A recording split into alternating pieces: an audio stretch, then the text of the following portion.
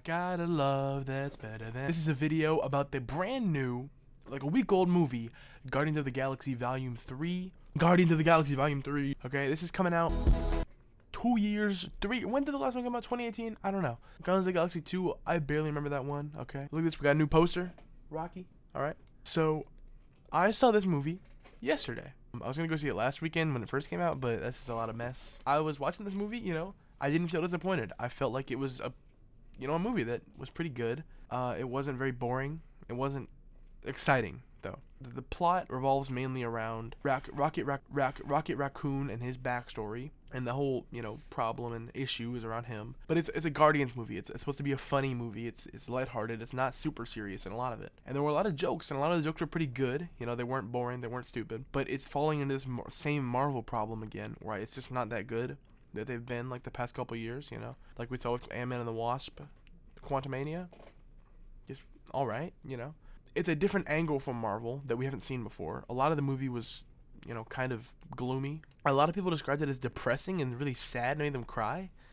I guess you could say that, but I don't really get that. The movie, it's not like we've seen anything. It focuses on like despair and one singular character's motivation of why they do something, which we haven't seen in a long time. Where we see a whole movie about a character's motivation for, what they do. The last time I could say we've seen something like that is Iron Man, really. When it shows the whole reason he wants to do this is because of what happened to him in the Middle East, It does it pretty well. It shows Rocket Raccoon because we haven't seen, we don't know what Rocket Raccoon is. He's just some raccoon that showed up in the first movie. We don't really know why he's here. It's never really explained. They ask him about it, but he never says anything. But I feel like they had to kind of handicap the other two movies to make this movie work. They purposefully told us nothing about Rocket Raccoon so they could wait until 2023, 9 years after the first movie came out, to be like, oh yeah, this is what Rocket Raccoon's all about. This is the whole reason he's here. It's kind of weird.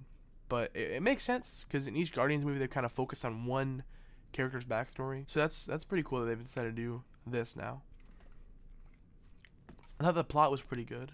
It's not super confusing. Like Ant-Man and the Wasp was kind of confusing. I didn't really get that plot, but this did it pretty well. There's something I want to talk about. I've been seeing in the Marvel movies recently where you have so many characters that think they are God or are trying to be the God of this universe on so many different occasions in the Marvel movies that it just gets confusing.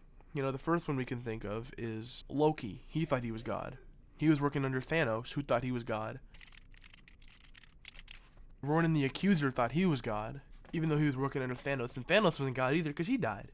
And then you have the guy in the, obviously in Thor Love and Thunder, you had a bunch of gods that are gods, but some of them died too. And then when Galactus shows up, he's going to be God, I'm pretty sure. And then you have the guy from Ant-Man and the Wasp, who thought he was God, and he controlled everything. And now you have this guy, the High Evolutionary, who's trying to create this utopia, and he thinks he's God. So at some point, it's going to get really confusing for me in these Marvel movies.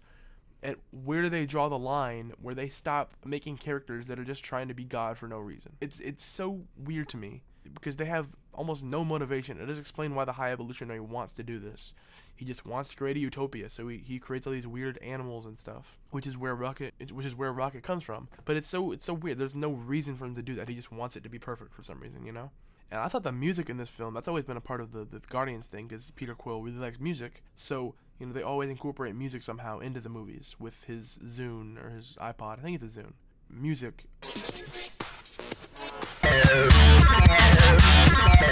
Music really well into these movies. But my dad, who I saw the movie with, was not too fond of the songs until the end credits where they played a Bruce Springsteen song. They played some Beastie Boys song that I liked, and he was like, God, I just can't stand the Beastie Boys. I was like, what? But, I thought the music was pretty good in the movie, because that's an important part. That sets the tone of what's going to happen in the movie. And back to talk about the High Evolutionary again. In this movie, there's a lot of flashbacks of Rocket Raccoon's backstory from however many years before.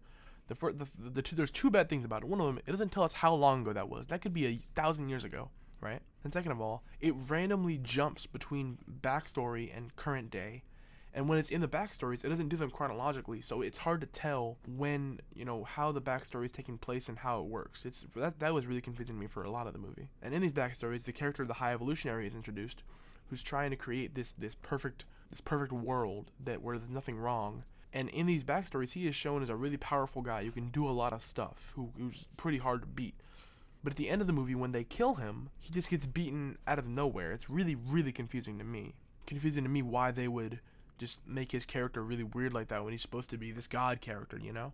And other characters that are very powerful, there's these people that have like gold skin. One of them is Adam Warlock, and he was in another movie. I think he looks familiar. He wasn't really shown in the movie. He's just used as this kind of laughing stock for half of the movie, and I feel he's introduced into the Guardians at the end in the end credit scene, but he barely talks during the movie. He's used like twice as an important character. But overall, I thought this movie was all right. It's not really that good. I'm not gonna watch it again. I'm gonna say a 6 out of 10 for this movie. It did some things pretty good. It also just didn't do a lot of things good. But I can appreciate why they made this movie.